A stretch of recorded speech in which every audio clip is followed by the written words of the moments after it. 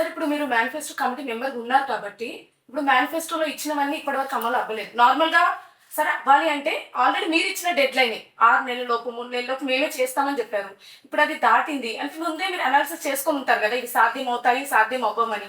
అప్పుడు సాధ్యం అవుతాయని ఇప్పుడు ఎందుకు సాధ్యం కాకుండా ఉన్నాయి ఇప్పుడు సార్? ఇక్కడ నిఖితా గారు మీరు ఒక వాస్తవాన్ని గమనించాలి. అదేంటంటే చాలా మంది ఏమనుకుంటారంటే కాంగ్రెస్ పార్టీ అసాధ్యమైన హామీలను సాధ్యమని చెప్పి ప్రజలను మభ్యపెట్టు అధికారంలోకి వచ్చిందని చెప్తున్నారు. ఇది శుద్ధాబద్ధం. ఎందుకోసం అంటే మొత్తం టోటల్‌గా మేము ఇచ్చిన 6 గ్యారంటీలు అమలు కావడానికి మాకు కావాల్సిన అమౌంట్ 64,000 కోట్లు.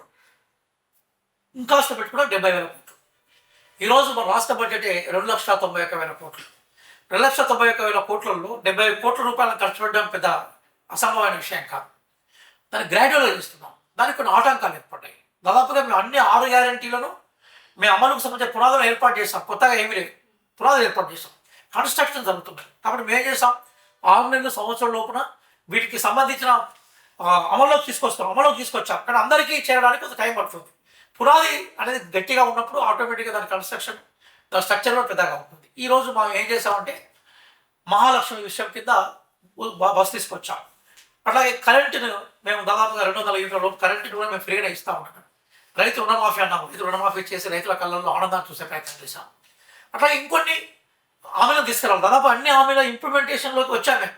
కానీ చివరి లబ్ధిదారులకు చేరినప్పుడు చివరి బెనిఫిషియర్ దగ్గరికి పోయినప్పుడు మాత్రమే దాని రిజల్ట్ ఉంటుంది. ఇప్పుడు అదే అడగబోతున్నా సార్. ఇంప్లిమెంట్ అయింది. కానీ అది ఎంత మందికి అయింది, ఎంత పర్సెంటేజ్ అయింది అని అనాలిసిస్ మీరు చేస్తున్నారండి? మనము నిజాయితీతోటి ఒక కార్యం తలపెట్టినప్పుడు ఈ రోజు కాకుండా రేపు కాకుండా ఎల్లుండి చేరుతుంది. ఎందుకంటే విశాలమైన జనాభాతో కూడుకున్న ప్రాంతం. మళ్ళీ దీనిలో అవినీతి కూడా అవకాశం కూడదు.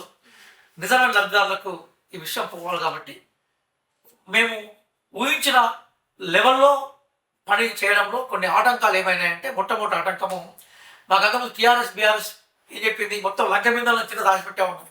లోపలికి చూస్తే అవి లంక బిందెలు కాదు, కరిమింగిన వెలగ పండ్లు. లోపల ఏం లేదు, గుజ్జు కనబడుతున్నది. కాబట్టి మేము లోటును సరి చేసుకునే ప్రయత్నం చేయాలి. అలాగే భయంకరంగా అప్పు చేసింది. లక్షల రూపాయల కోట్ల రూపాయలు అప్పు చేసింది. ఆ మిత్రులకే గవర్నమెంట్ బడ్జెట్ సరిపోతుంది. అలాగే ఎంప్లాయ్మెంట్ విపరీతంగా పెరగాల్సిన అవసరం ఉన్నది. వీటన్నిటిని బేరీ చేస్తున్నాం. ఇప్పుడు డిప్యూటీ సీఎంగా ఉన్న భట్టి గారు వారు పోస్ట్ గ్రాడ్యుయేట్ ఇన్ ఎకనామిక్స్. అట్లాగే మా దగ్గర చదువుకున్న మంత్రులు ఉన్నారు, ప్రజాప్రతి అంకితాభావంతో పనిచేయాలన్న మంత్రులు ఉన్నారు, ఎమ్మెల్యేలు ఉన్నారు. కాబట్టి డిఫరెంట్గా మేము చేరుతాం మా గమ్యాన్ని. కాకపోతే దానికి సంబంధించిన ఆటంకాలు అధిగమించే క్రమంలో బయట వాళ్ళకు కొంత లేట్ అవుతున్నట్టు కనిపించవచ్చు. కానీ మా మార్గం మాత్రం ఒకప్పటితో పోలిస్తే ముందరికి. సార్ ఇది ఒక రా క్వశ్చన్ అనొచ్చు. గ్రౌండ్ లెవెల్లో చూసుకున్నా, ఊర్లలో చూసుకున్నా, ఇప్పుడు మనం మీరు ఏదైతే లంచం అవినీతి అన్నారు కాబట్టి చెప్తున్నాను. కాంగ్రెస్ ప్రభుత్వంలో జరిగిన అవినీతి ఎక్కడ జరగలేదనే విమర్శలు వినిపిస్తాయి బాగా. సో ఆ పేరు పోగొట్టుకోవడానికి మీరు ఎంత స్ట్రిక్ట్గా పనిచేస్తున్నారు, ఎంత అలర్ట్ చేస్తున్నారు అధికారులను?